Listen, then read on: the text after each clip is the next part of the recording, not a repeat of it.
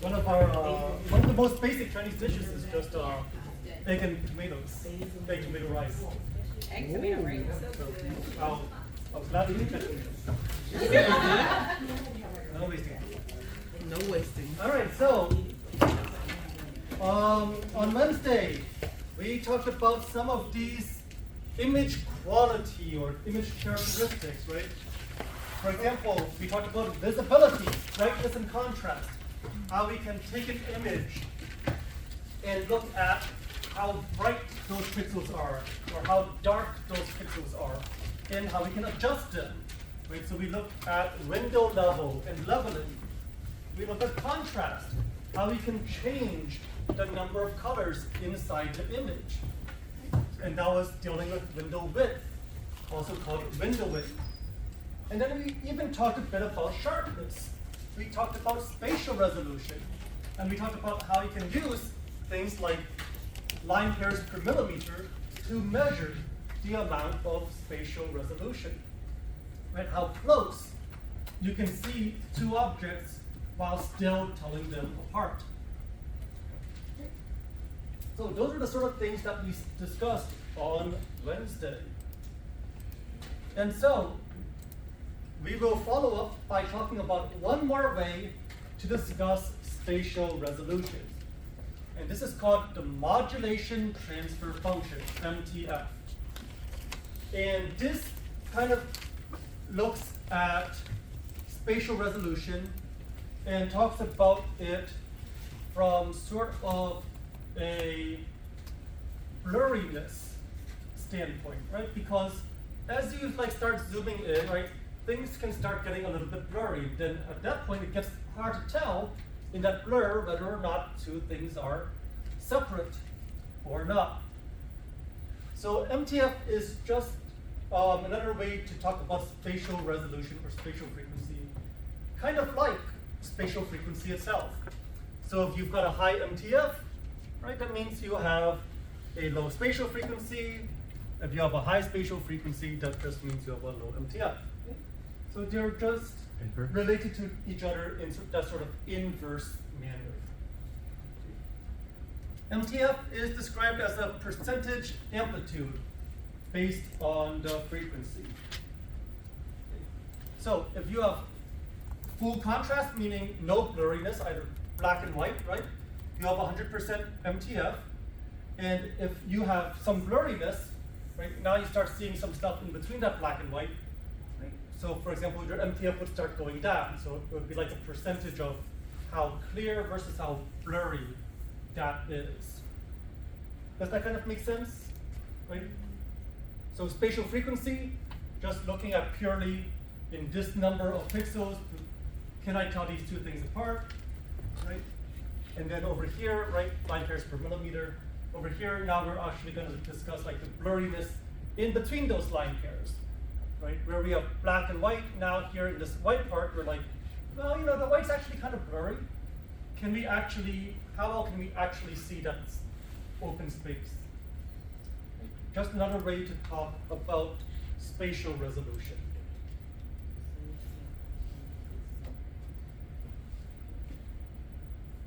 Are we okay? Wait, so what was the difference between this one and the? So they are both ways to talk about spatial resolution. Line pairs per millimeter doesn't really deal with blurriness. It's just how many line pairs can you see without them merging into like one giant block, right? Like for example here, right? You can tell these apart, you can tell these apart, you can tell these apart, you can tell these apart. But then over here it just looks like a single line, even though they're supposed to be a line pair, right? Over here, two of them merged into a single line, right? You're supposed to see three lines, you can only see two. So you can't show your line pairs properly anymore, right? But this goes a bit into the blurriness in between your lines as well. So you don't need to note this too much in detail. I would say know the basics. Know that this is associated with sharpness or blurriness. Know that this is associated with spatial resolution or spatial frequency. Right, those different terms, spatial resolution, spatial frequency. so for example, if I ask you a question like, which of these is not, let's see, It's not like, let's say, which of these is not a way to adjust the brightness of an image, right? And this was one of your answer choices. Well, this has nothing to do with brightness, so you would choose this one. On the other hand, if I ask you a question that is like, which of these can be used to judge the spatial resolution of an image, then this would be your answer. Okay, so you just need to know it's surface level like that.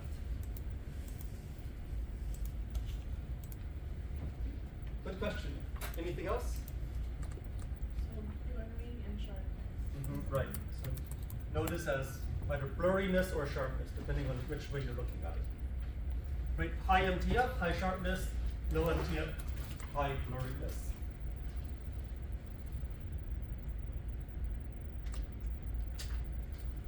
You said low TF, what? again? Low MTF, it looks blurry. Okay, thank you. The edges are blurry. All right, thank you. Okay. Over here, we have another three-letter abbreviation, DQE, Detective Quantum Efficiency. So this is how efficiently, right? Efficiency. This is how efficiently a image receptor can turn X-rays into a signal. So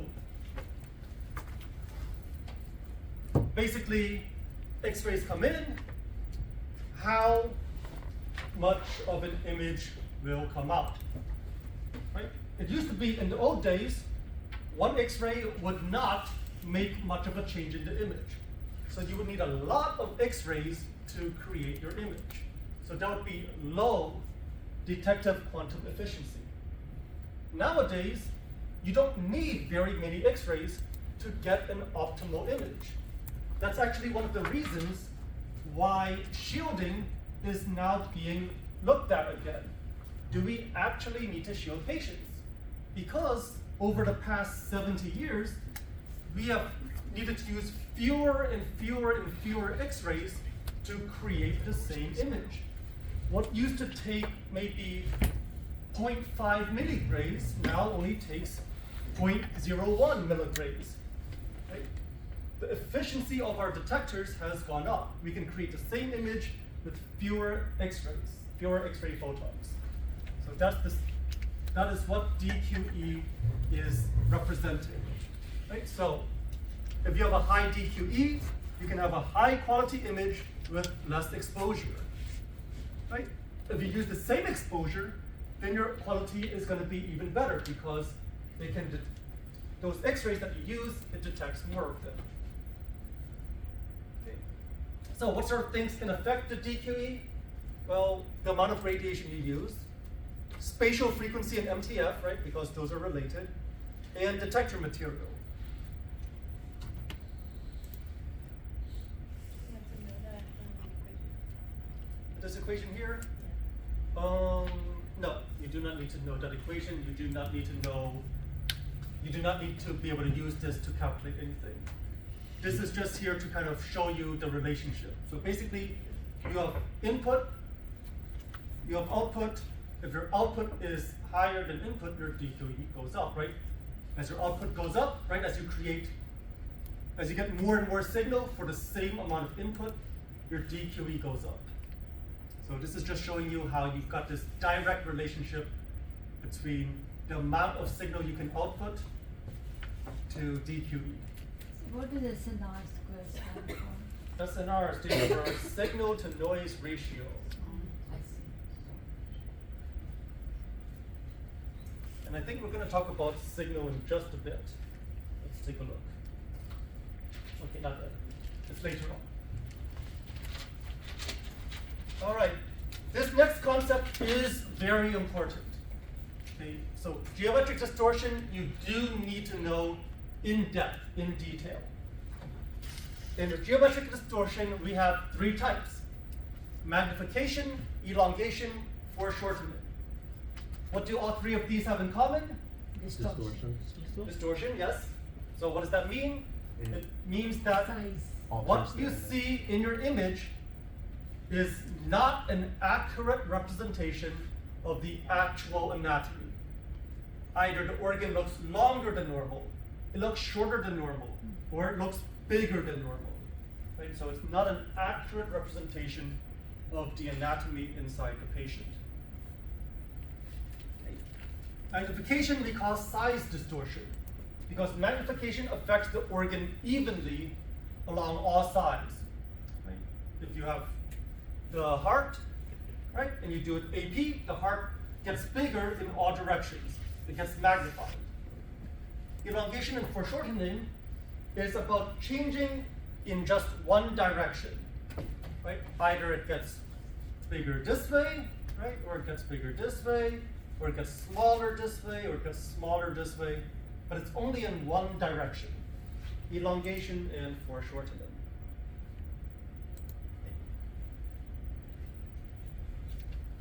So let's talk about magnification. Magnification, we kind of discussed this way back even in the summer, right? When we were like, why do you do chest x-rays PA? Why do you do chest x-rays with the left side against the board? Why do you need the patient to touch the board, right? It's all about reducing magnification. We don't want objects to look bigger than they actually are. The two things that affect magnification are SID and OID. All right, that's kind of a lie because there's a third one. But the third one is based on these two factors. So what is SID? Distance from source to the receptor. Okay, distance from the source to the image receptor. What is our source? Source is the tube. Right, our X-ray tube. So how far from the X-ray tube to the IR? What OID? Object. Object to image receptor. What is our object?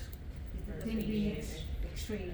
Right, the thing being X-ray, the patient or the anatomy we are looking at. So, if SID increases, if SID increases, magnification decreases. Right? Inverse relationship.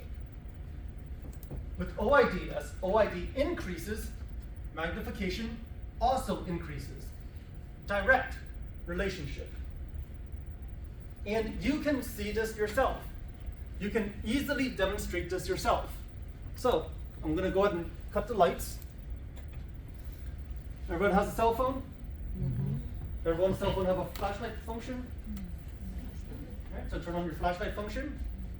Right, put it at your desk. Put something in between, right, like a hand. And you take a look at the shadow on your desk, right? As you take your hand and move it away from the desk, you're increasing the OID, right? And the shadow gets bigger. On the other hand, if you take your cell phone and you move it away, the shadow gets smaller, right? So SID has an inverse relationship to the size of the shadow, and then OID has a direct relation to the size of the shadow. Does that make sense? Same magnification is the same thing, sir? That's magnification. That's exactly what's happened. Instead of light photons, we're just dealing with X-ray photons. Right? Exact same thing. Now, I don't know if this is in the next slide or not, but I'll go ahead and ask anyway. What is the SID here? Distance from the So table in my- to the light, sir. Right, so in my scenario, it's from my cell phone to the table, right? That's my SID. It's like 6 inches or 10 inches. No, it's more 12 and Yeah, more 18, probably like 14. 14. So, what about my OID? OID is from your hand to the table, 6 sir. inches. Hand to the table, right? So let me ask you, how would you describe the distance from the cell phone to my hand? SID minus OID. What would you call that? What is this? Or cube. But in terms of this, what is it? Source of X-ray. Source? What is this? Cube. Human. Object? Object. So what would you call this distance? Distance from the source to the object, sir. Right. Source to object distance. How would you abbreviate that? SOD. And so yes, we actually have an SOD as well. You have SID, you have OID, but you also have SOD, right? And like Shaheen said earlier, it is SID minus OID. So keep that in mind. We're going to run into that later. Elongation and foreshortening. Oh. I don't know why I put away my flashlight. So, elongation and foreshortening. So, if you take out your flashlight again, right? Stick out your finger, and you point your finger up towards the light. What happens to the shadow? Foreshorten. Foreshortens, right? For example, right, my arm, right? I pointed towards, right, arm, right? Arm got shorter, right? So, if you angle the anatomy, it will foreshorten. So, angling the object will cause it to become foreshortened. It looks shorter than it really is. On the other hand, if you angle the tube or the IR, so if they're no longer perpendicular to each other, if you angle one of them, you get elongation. Right? So here's my finger. Everyone see it? Mm-hmm. Okay. Do you see how the finger takes up more of the IR now? Yes. Right? Finger takes up this much. You do that, finger takes up more of the IR. Elongation.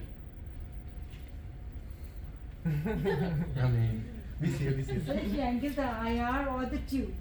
Either one, correct. IR or the tube. You can try it yourself. Take your phone, right? Do the shadow, and now angle your phone and watch what happens to your shadow.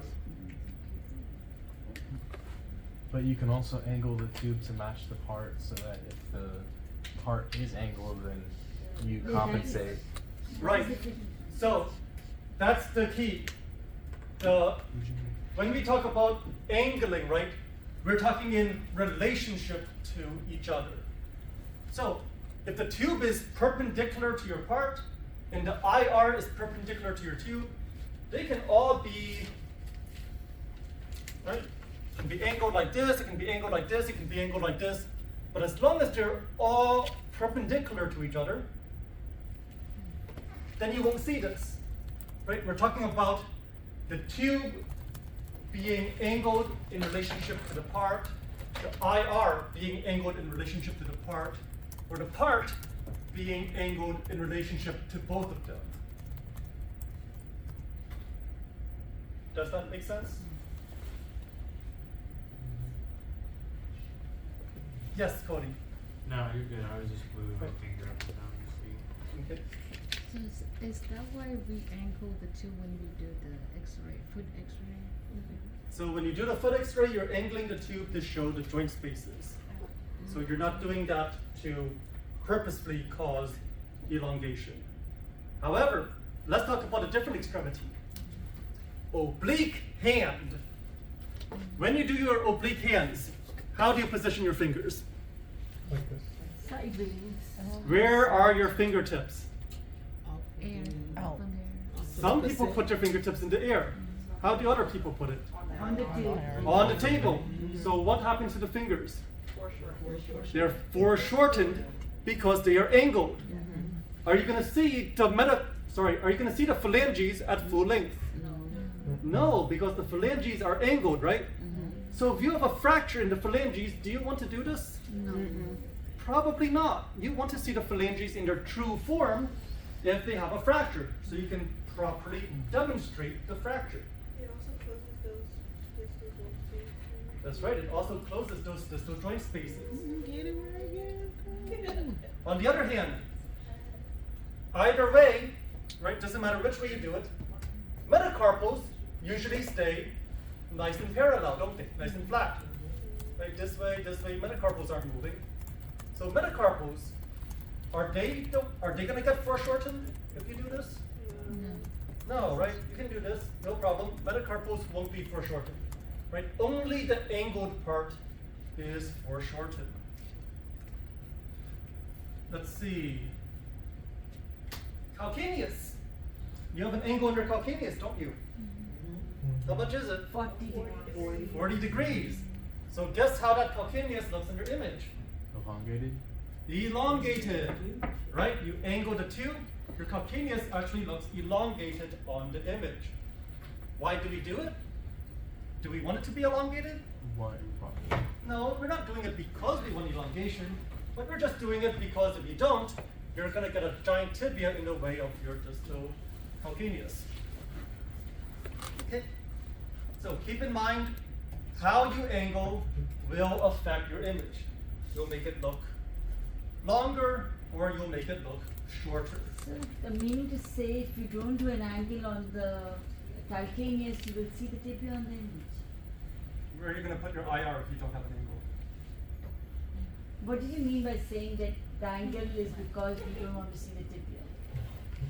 So think of where your calcaneus is. Okay?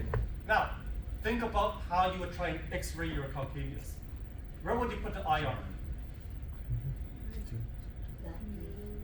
The only option is to put it underneath the heel.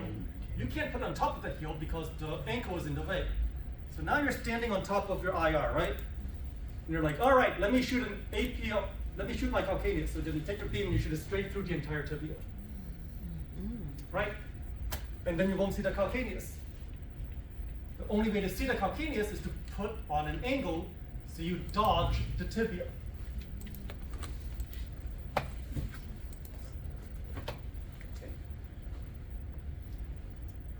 All right, scatter. We talked a lot about scatter this semester, haven't we? A little too much. A little bit too much.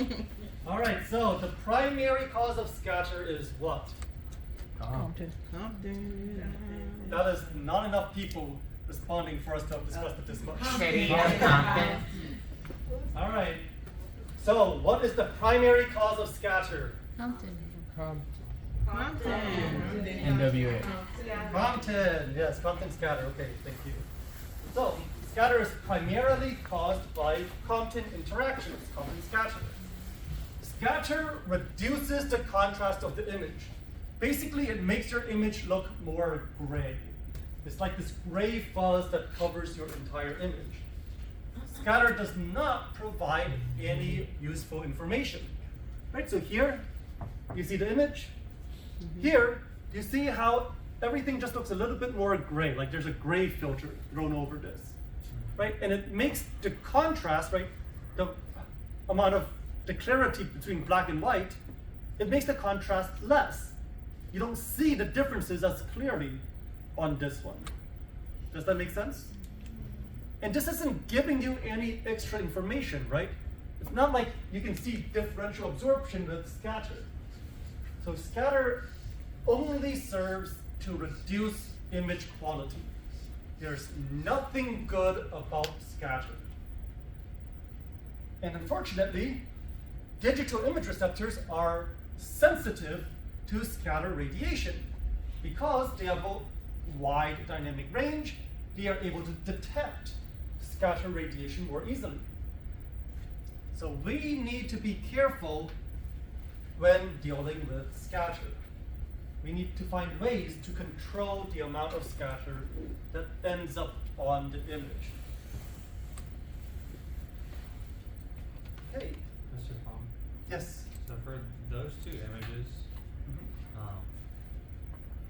I shouldn't have answered this, but so let's say like I did this X-ray and I could tell that there's more like it turns out like the bottom one, and I can tell it's scattered. So I can't remember, like, so what would I do to what would I change, like, to make it look like the top image where it's less scattered? All right, that's a great question. So, what sort of things can we change? Now, out of the ones we talked about, you can change your KVP and mass. Maybe this was shot with a higher KVP, therefore more scatter was produced. So maybe drop the KVP, raise the mass to compensate. 15% rule. Other things you can do. We haven't really gone into depth here with this, but you could use a grid. So grids are scatter prevention devices. I like to joke that grids stand for graininess reduction imaging devices. Because that's really what they do. They get rid of the grayness or the graininess caused by scatter. A third option you have is actually increasing the OID. Now, what is the downside to increasing OID that we just discussed? Magnification. Right, magnification. The downside to increasing OID is magnification. However, by increasing the OID, what happens is when scatter comes out of the patient, the scatter is going in all directions. By moving the IR further away, less scatter is going to reach the IR, more of it's going to go at an angle and dodge the IR. So overall, the scatter will decrease. So that's what we call the air gap technique, which we will learn more about next semester. Those would be your 3 techniques. But I think he was asking when you have this picture already, you can't use a grid afterwards. So you cannot use a grid and create this image without shooting a second picture. There is one final thing you can do, which is edit it in post. Right. You can edit your images in post through a technique called smoothing. So post-processing is, so yes, post-processing technique called smoothing. And smoothing helps to reduce the effect of scatter on an image. I'm sure there's also some new AI techniques being developed that are used to help reduce scatter on an image. But for both of those, they're just a computer guessing at what the image should really look like. Ideally, you don't want the computer to have to guess. You would be able to do it yourself by using some form of scatter reduction before that even happens. But right now, since this is still kind of intro to you, main things to know about scatter: Compton, reduces contrast, no useful information. Those are your key things to remember.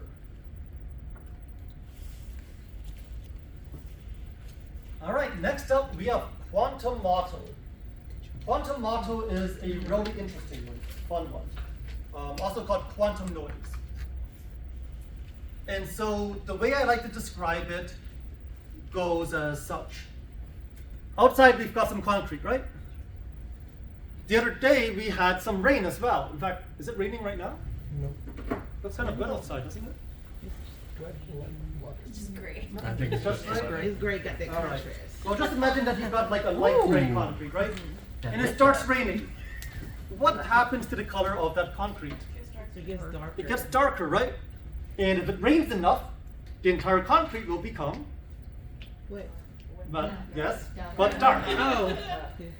But also wet, I agree, that's true. So, right, it goes from light gray to dark gray. But what happens if it only drizzles a little bit? Would the entire concrete turn dark gray? No, that's right, you get these spots, right? You get these splotches. And why did the entire concrete not turn dark gray? Right, not enough water, did not get wet enough. So, the same thing happens in X-ray. Normally, you shoot X-rays, and X-rays will cover the entire image receptor, right? And they'll turn the dark parts dark and the absorption parts stay white.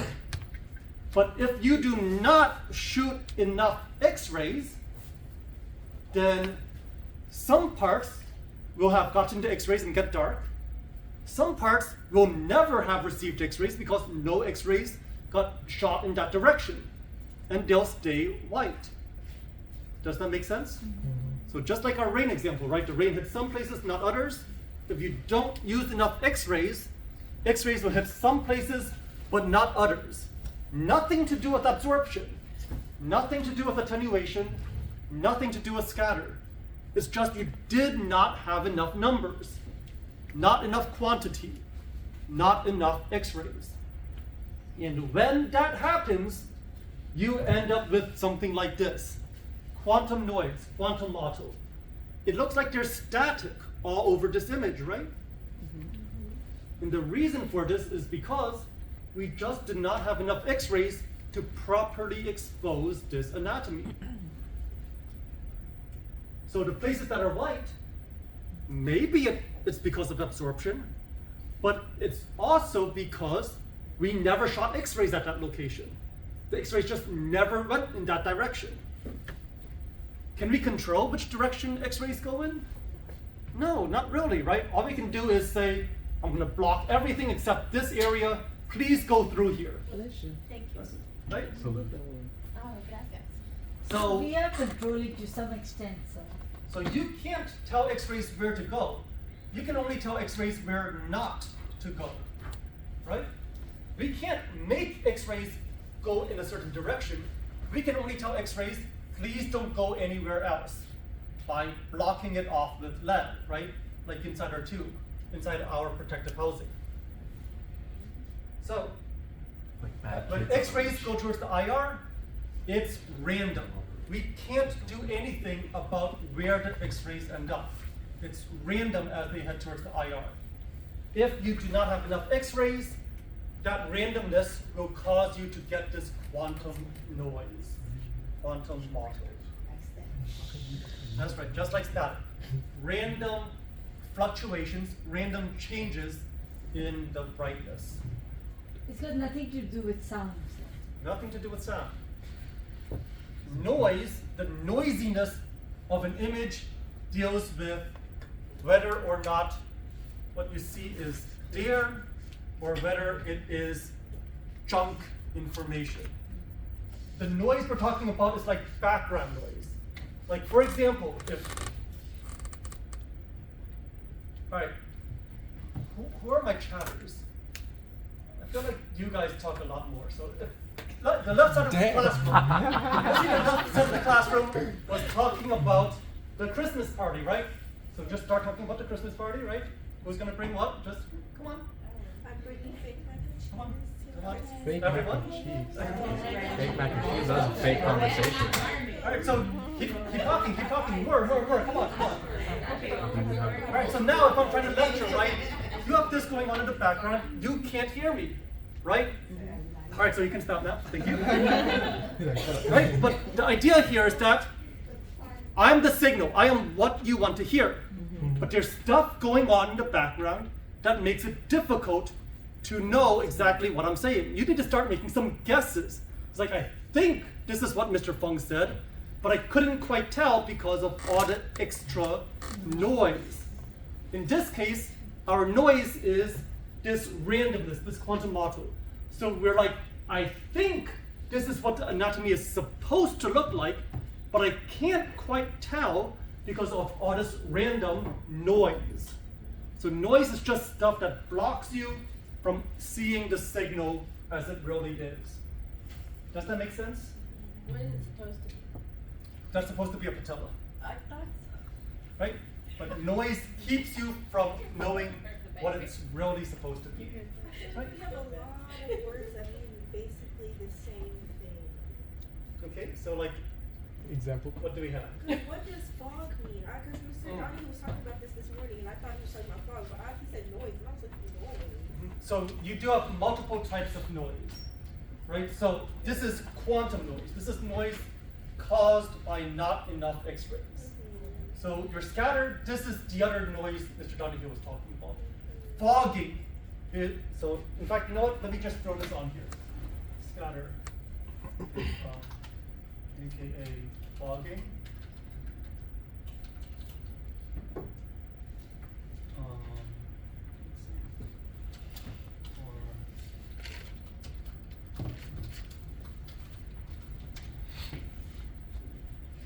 How do I want to phrase this? I'll think about it before I send it out, right? But that's going to be my note to myself, right? But scatter, right? It's also called fogging of the image. Why? Because when it's foggy, everything looks kind of gray, right? Just like this. Okay? So this is also called noise because what does it do? It keeps you from properly seeing your image. Or it keeps you from properly seeing what you're looking for. Same thing here. Quantum noise keeps you from seeing your image. It keeps you from properly seeing what you're looking for.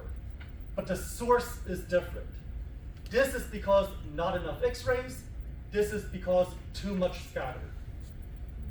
right? So the cause is different, but both of them keep you from seeing the image. So that's why they're both called noise.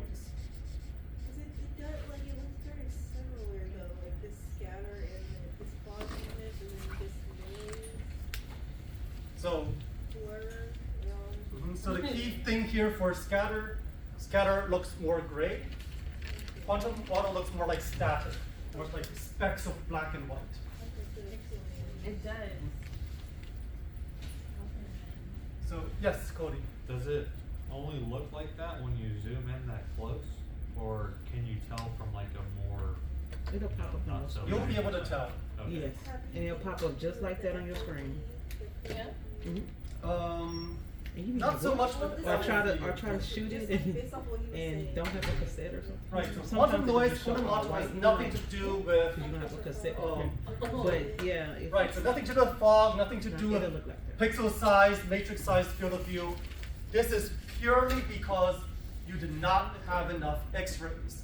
And which factor primarily controls the number of X-rays? Mass. So this is what happens when your mass is too low. Quantum noise happens when mass is low. Correct. So if you shoot an X-ray, and it's supposed to be 85 kVp and 3.2 mass, and you shoot that sucker at 85 kVp and 0.8 mass, right? 1/4 what it's supposed to be, that is what your image will look like. It will look very static. You will still see stuff because you have enough penetrating power. So yes, you can still see bone, you can still see lung, but everything will look very, very static. Does that make sense? This doesn't have anything to do with the grid, right? Nothing to do with grid.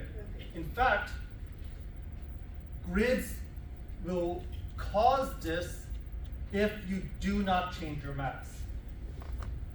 Anytime you use a grid, you need to increase your mass. Okay. Oh, okay, Because grids block X-rays, so you have to increase mass to compensate. You use a grid, you have not enough X-rays now, you will end up with this.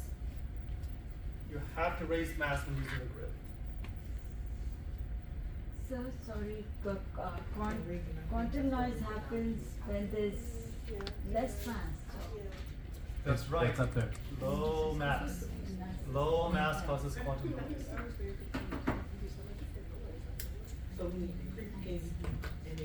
So this is an issue of. Right, so you see how this one is really staticky compared to this one? Right? Ooh. I know they're both kind of pixelated because the image was really small, but this one really fuzzy because of all the static, right? Just random black and white splotches everywhere, compared to this one, which is a bit more clear. This is an issue of quantity and not quality. Not enough X-rays. So what about when we like press the X-ray button and like not fully or not, enough for a long, period, like, enough time, and you kind of just like press it and just kind of let go like real quick, does that create this? Right, so if you only have a partial exposure, you're gonna get both quantum noise and you're gonna get underexposure. If you want to see an image with proper exposure and quantum noise, you bump up the kVp, you drop the mass using your 15% rule. Right? You're like, okay, I'm gonna bump up my kVp, I'm gonna drop my mass, because I care about patient dose, right? Mass controls patient dose. I'm gonna lower my mass as much as possible, bump my kVp all the way up. What's gonna happen? Low mass, not enough X-rays, so you get enough penetration, you can see your image, but you don't have enough X-rays, so you get quantum noise. So you can decrease that mass if you're not using a grid, right? Right, so in that case, right, drop your kVp, bump up your mass, so that you reduce quantum noise. The solution to quantum noise is always going to be raise your mass. It's always going to be raise your mass. And if you're increasing the KVP, you're also increasing scatter. That's true. So you get both quantum noise and fog. Which is gonna be a So very you ugly raise your thing. mass to reduce quantum noise. Raised mass, reduced quantum noise. Ah, there it is. Okay, so earlier we saw the words SNR, or letters SNR. SNR stands for signal to noise ratio. So the signal is useful information, right? Me talking, this is signal, right? Useful information, information you want to hear. Okay, maybe not some of you, but this is information that you should be hearing. On the other hand, noise is random information that does not give you anything useful. It's like static, right? It's like background noise. It's stuff that you don't really care about. And so noise versus signal, or sorry, signal versus noise is very important because we want signal to be as high as possible while noise is as low as possible. That way we can clearly see what we're looking for and we minimize the amount of junk information in our image. Right? So our goal is to have a high SNR. If we want more signal, well, we're gonna need more X-rays. Right? X-rays will help give us that signal. And so if we have a good SNR, what that means is that when we look at an image, if you point to any part of your image, you can say with confidence that this part of the image looks like that because that's what the anatomy is like. Right? If I point here and I'm like, I see a white spot here, I am confident that this white spot is there because the anatomy had higher absorption. So something is there that caused absorption to make that white. If I have high signal to noise ratio, I can say that with confidence. Over here, I point to something and I'm like, well, it's white. I think it's white because there's something there. But you know, I mean, it's also kind of like static. You know, like some parts are just randomly white and black. So I can't say for certain, I don't know for certain that's white because of anatomy. You know, maybe there's a chance that it's white because it randomly was brighter because of noise, right? So I can't be confident in saying that with a low SNR. I can't say that that's anatomy, right? It could be noise causing it to be bright.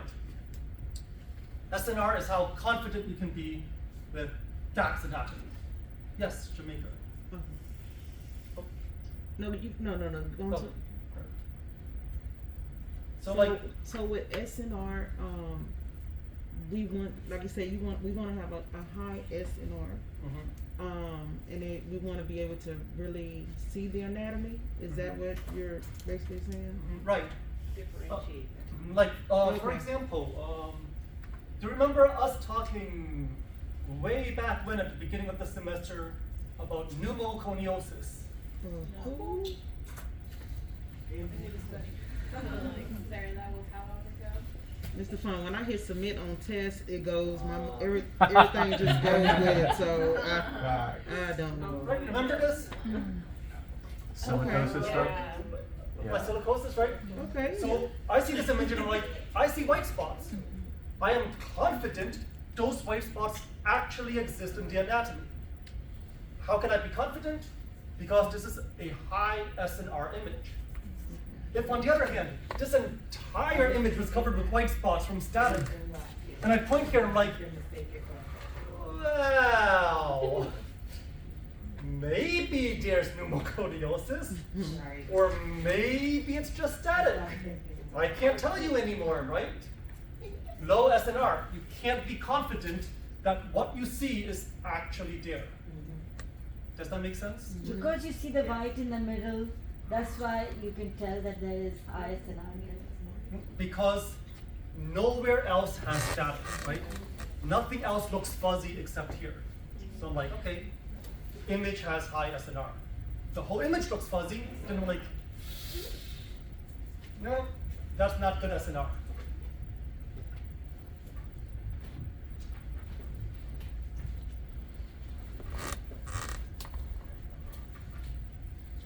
So the goal is to have high SNR. Correct, the goal is to have high Can you SNR. go back, please? I'm sorry. Sure.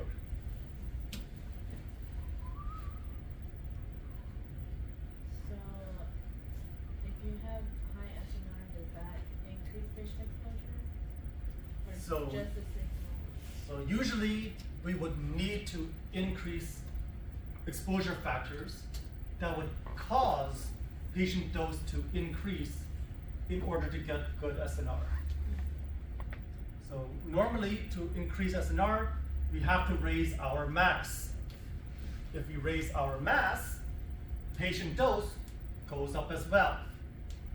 So yes, in order to get good SNR, we usually end up increasing patient dose. Thank you. I'm good. So take a look at these two images. Do you see the difference? Oh, yes.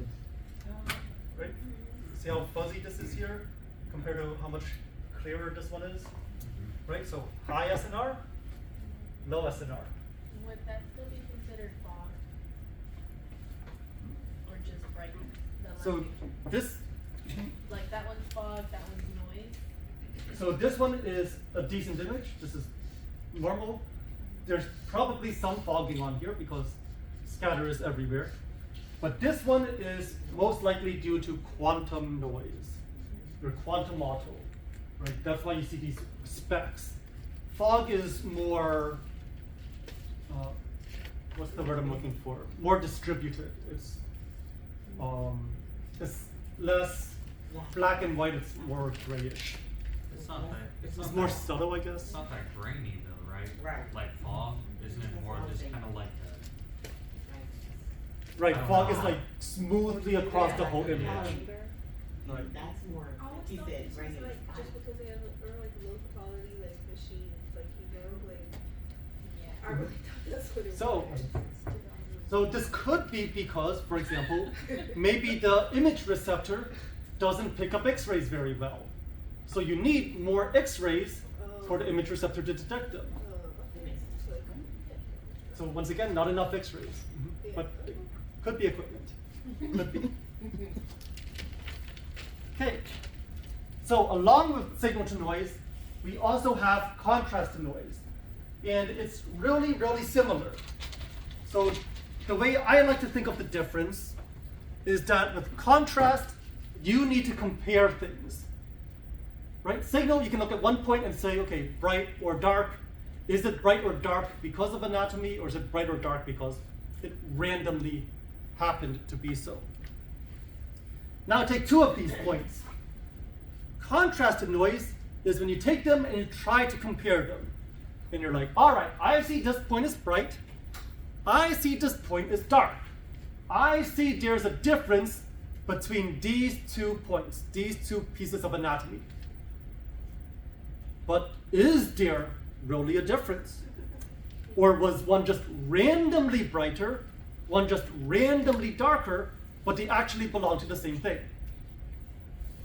That is contrast to noise. So we have contrast, we have a difference. But is the difference because the anatomy is actually different? Or is the contrast different because the same anatomy randomly was brighter in one place and was randomly darker in the other place? And remember that randomness is noise. So anatomy or noise. So like there was a picture earlier, I think it was or like right, go back, like right, one more. Like the top image, Mhm. like how some of the, like going from the trochanter inwards to the hip, like some of it is very gray on the outside and then it gets more white. Like here? As we go in. Yeah. So these 2 parts. Yeah, kind of. Right. So for example, if we compare these 2 points, right? It's like, all right, this one's slightly more dark, this one's slightly more bright. Is this because of actual anatomy? Or is this just because this one is randomly darker and randomly brighter? Would it be anatomy? Right, so in this case we can say, yeah, it's anatomy. I can tell because I can see that the femoral head is superimposed on top of the acetabulum. So I expect that, right? But then you get something like this, right? And now you're like, all right, so I'm looking over here and I see that, right? I'm looking at the cortex of my bone, and look, the cortex of the bone looks chewed up, right? It looks like there's these black parts of the cortex of the bone. It's not smooth anymore. There's gotta be something wrong, right? That's pathology. Because this part's white and this part's black. Is it pathology? What's wrong with this? Machine. It's noisy. Right? You come over here, yeah, cortex is fine, right? It's just because it's noisy, because there's this randomness that it looks like when you compare it, there's a difference. That's contrast to noise. Are the differences you see between 2 points actually there? Or is it imaginary? Is it there because of randomness? Does that make sense? So the only thing that has effect on us is mass, or is there other things that go into the? So as far as this goes, this type of noise, this is purely mass that would fix it. You need more X-rays to fill in those gaps. So CNR. SNR and CNR are both affected by mass. So signal to noise ratio, looking at 1 point. Contrast to noise ratio, you're just comparing 2 different points and looking at the difference. So we wanted high SNR, do we want high CNR? We also want high CNR. We always want noise to be low.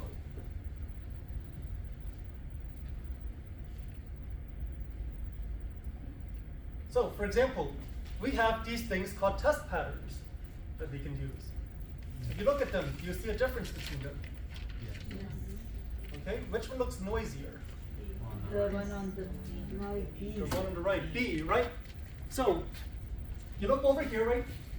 Can you kind of see the circle here? Yes. Can you kind of see the circle here? Yeah. Can you kind of see the circle here? Half of it. And then over here, you see how it might be brighter, but you're not quite sure because you also have these random bright parts around it as well.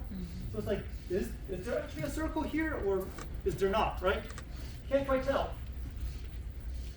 You look over here and it's like, oh yeah, circle, circle, circle. Yeah, I can see the circles here now, right? Clear contrast, right? Over here, your contrast isn't great because you have all this noise covering the image. It makes it hard to tell when something is bright because of it actually being bright or just randomly being bright. Okay. So we want high CNR. We do not want low CNR. All right. In the final section of this chapter in this semester is image artifacts. Wow, that's crazy. I know, that's crazy, right? We've come so far. Just at the beginning of the semester, you were still learning about things like Image artifacts. Yeah, we did learn about it. what were we doing at the beginning of the semester though? Struggling. We talked about This is how you put on the shield. Good job. Struggling, yeah, that's like we were stressing. talking about Röntgen and Clarence Daly and Wondering if I'm ready to drop. oh yeah, like your primary The wife. barriers, the wife. Hey, we've come very far, haven't we? So, all right. But coming back to image artifacts. Image artifacts are any unwanted brightness or darkness on the image. Basically, any unwanted signal. Anything that we don't really want, that doesn't really help us with our diagnosis. So, some examples of image artifacts. Double exposures, improper use of equipment, foreign bodies, clothing, scatter or fog, digital processing artifacts. Right? Our goal is to avoid artifacts. We do not want artifacts in our image. So what do you mean by the first two, double exposure? You'll talk about it. So, Yes. We did come a full circle because remember Rankin's wife's hand had a ring? It did have a ring, didn't it? It did have an image artifact on it. Yes. So we're back to day one. Shout out Jones for recycling my joke. Now they're Did against you? I that. did not hear that. I must not have heard it. I'm sorry, Jay. Nobody did. It's okay. It's okay. Make sure you properly give credit, John, okay? I did not hear it. It's okay. It's okay. Jay. Got you for 20. plagiarizing. Oh, sorry. Are you okay, John? We're done. Okay. So, right? What do you see here in this image? A Necklace, chain. bling, bling. Necklace, straight down the center of the chest, right? The image artifact. Okay, what do you see in the next image? The shirt. That they're pointing to. So you see that weird white line? That is a scratch on the imaging plate. Oh. Right, so inside here you've got that PSP. If there's a scratch on the PSP inside there, they'll show up like that. What's PSP, sir? Sorry. Your photostimulable phosphor plate, the thing that sits inside your CR cassette. But we don't know that. We talked about it in Mr. Donahue's class. When? I was about to steal your joke. In either this semester or last semester. It was last semester. I don't remember that. Well, hold Yeah, on. that Only was- had it two had to semesters, been of nice. course it was one. Yeah. Yeah, I think it was the very beginning, chapter 2 or 3. PSP, sir. PSP, photostimulable phosphor. Is that PlayStation the 4. part that's No, really I'm just gonna say- expensive or the actual? The PSP's the more expensive part. It's not $80,000 expensive, but You it's can call that. still expensive. Yes, John. How come the line doesn't go like all the way? It's wherever you scratched it. It's in So one of they these scratched books somewhere. exactly on the human like arm? Bro. So they scratched in the top corner of the plate, and then when you put the plate inside the IR and you shot your picture, that's what it looked like. No, I'm saying you know how it's like exactly in the hand? In the hand. Is that coincidence or? That was coincidence, Okay. yes. For example, if they flip this upside down, the scratch would be down here instead. Oh, okay. Sir, Is photo that blue? stimulator, did you say? What is that? Photo stimulator. Photostimulable phosphor. Here, Stimulator. hey, Yes. Hey. Janine. That's how She's you not a spell it. present here. They will have to replace it, yes. It really do. These are rated Muscle at memory. 10,000 uses. I'm doing a. So you this don't want to video do right now. What she now. said. How do you even track it? I couldn't think. So you can physically open this up And pull take it out. Hey, bro. Yeah. That's Or the machine might Eric go showed me. crazy and it'll scratch it up itself. Eric showed me that the other day That's how much again? because he was blowing. I actually don't know how much the Eric, phosphor is. I was saying the He took it detector out. as a whole. to clean it because That I he do was not like, know. that's Too what much he said. was the right Too much. Sometimes it's on the floor, like, I agree. it's dirt get in there. So yeah, if you do happen to be at a outside clinic for this last rotation, they'll probably be using one of these things. Right? You can just ask your tech to pop one of these open, so you can look at the PSP plate inside. It's got like a white side and a black side. On the, it's like this kind of, almost like this kind of like plastic sheet, kind of a thick plastic sheet. You got it, Janine? Just a second. All right, other artifacts. Motion. What do we see? Motion. Motion blur, Mm-hmm. right? So L-spine, maybe the patient Was standing. was moving, standing, right, wobbling, or maybe they suddenly had a coughing fit, or like cough in the middle of the exposure. Over here, do you see these weird things coming down the middle? Grid lines. So normally we're supposed to have ways to reduce the effect of grid lines on the image, but if they show up, then they look like that. What else do we have? Grid cutoff. What do you notice about this chest X-ray?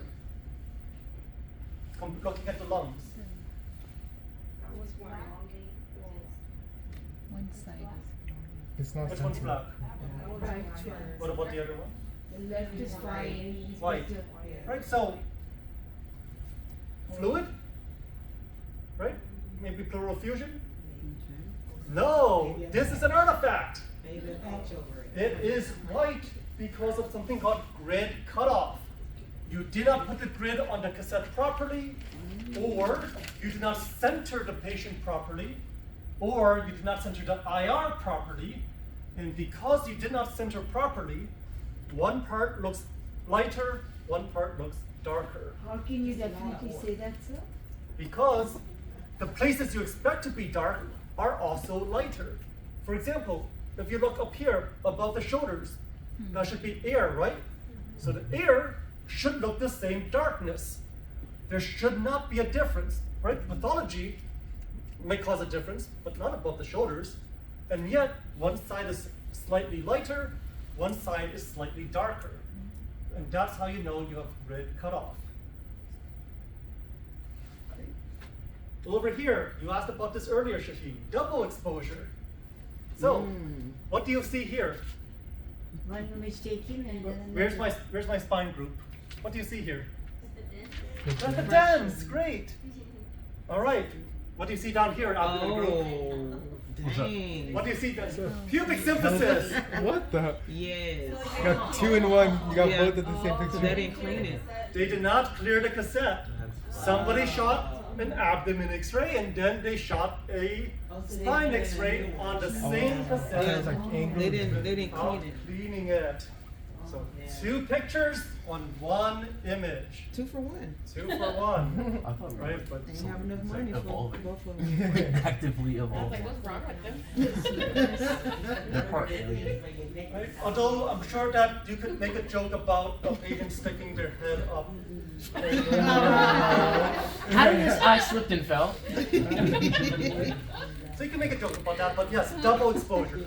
Yes. Is that if you the first picture? If you send that picture to a radiologist, is that a write-up? Depends on your department, I suppose. Because they could mistake it for pleural effusion, or do the doctors know that this can happen? Radiologists are aware of image artifacts as well. So they would be also on the lookout for hints that this isn't actually pleural effusion, that the whole side looks a bit more bright than the other side. Oh. All those signs, And right? sometimes it's unavoidable. Like maybe you're in a shock room scenario, you're rushing, you've got the grid underneath, you've got the tube, you can't quite see where the grid is supposed to be. So you're just like, all right, that's about the center, that's about the center. You shoot the X-ray, and you're like, ah, one side's brighter, one side's darker. Yeah, that just happened. The whole pelvis was like that side. So yeah, sometimes that happens, and it's not like you could really do too much about it. There's no way you could center it properly. All you were doing was giving your best guess. Yeah. So, I mean, most places would not write you up for that. And what do you actually mean by grid cutoff, sir? So, grid cutoff. We'll talk more about that in chapter. Next semester. Yeah, just say next semester. Next semester, just say it. We'll talk more about that next semester. That's right. For now, all you need to know is grid cutoff is an artifact. Right? That makes the image look weird. It's just an artifact. All right, and that is the end of the PowerPoint. Congratulations. Are we going over this? We made it. Lights coming on.